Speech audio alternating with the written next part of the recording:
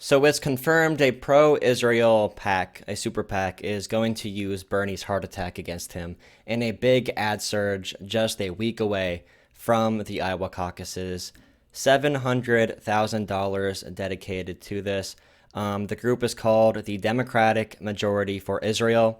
Of course, if you watch the Democratic debates or you are familiar with Bernie Sanders' platform, he is the only Democratic candidate and only politician on the debate stage in the top six to be willing to say Palestinians are humans. So that makes him an instant anti-Israel candidate, although I think he favors a little bit of a bridge in solutions, but that's not good enough. If you aren't for a genocide of Palestinians, then this group will be against you. Basically, this ad buy will begin Wednesday, and from what I'm reading, they're also going to have voters come on and give testimonials. So they're going to pick out really conservative Democrats to come and say Bernie is too left to win against Donald Trump. So this is their latest attack. The super PAC money is coming at Bernie Sanders. The leader of the group, Democratic Majority for Israel, Mark Mellman, said in an interview that the ad is meant to showcase voters expressing their concerns about Sanders' electability. This ad raises serious questions about his electability in their own words. Health is one of the things that people raised,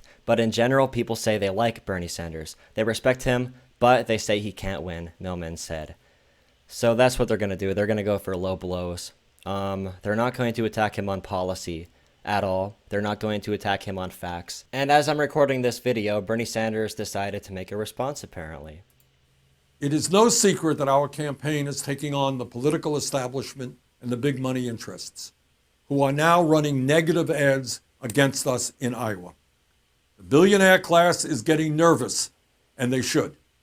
Under our administration, there will be real campaign finance reform, so that billionaires will not be able to buy elections as they're trying to do right now.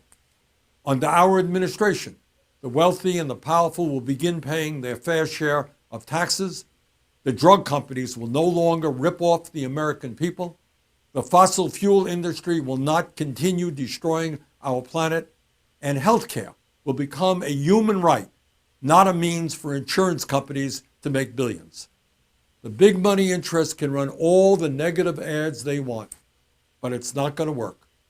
The people in Iowa and across America are sick and tired of status quo politics, and they want a government that will work for all of us, not just wealthy campaign contributors.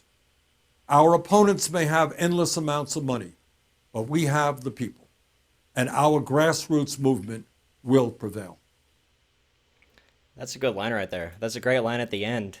They might have all the money in the world, but we have the people.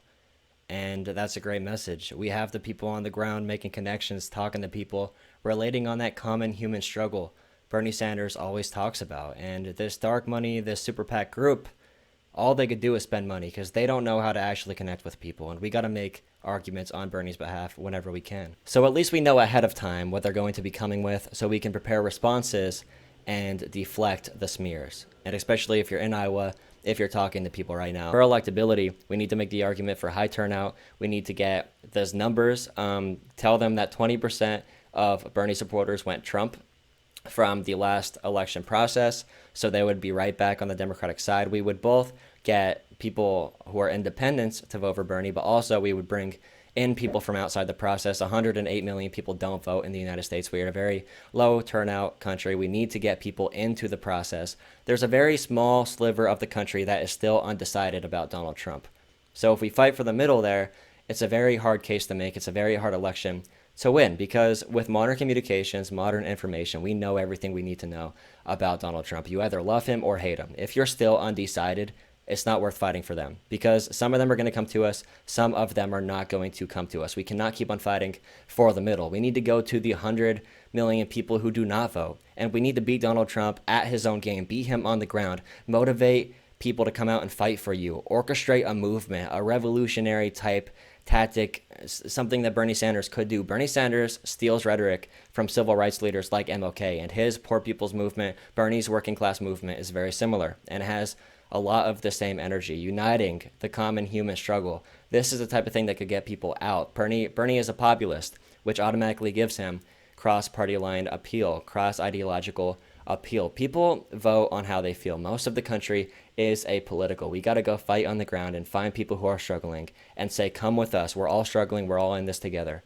That needs to be the appeal we make. We could show clips of Joe Biden completely lying about his record on Social Security.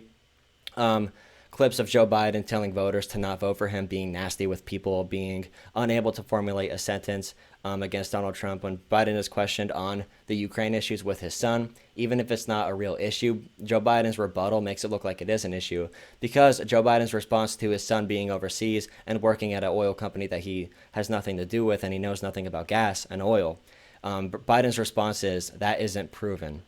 It's a terrible response. Biden is not battle tested. Bring up how Biden, in his last presidential elections, not presidential elections, he didn't get there.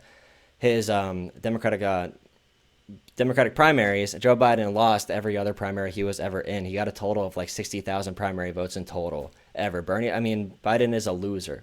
Biden has been a loser. He had never had electoral appeal until he was Obama's vice president. So those are some of the arguments we can make to thwart the effort of these attack ads. I hope some of that made sense. If it did, please consider commenting. If it didn't as well, just tell me why I'm stupid. Like this video and maybe share it around so people know that this is what they're coming with right now.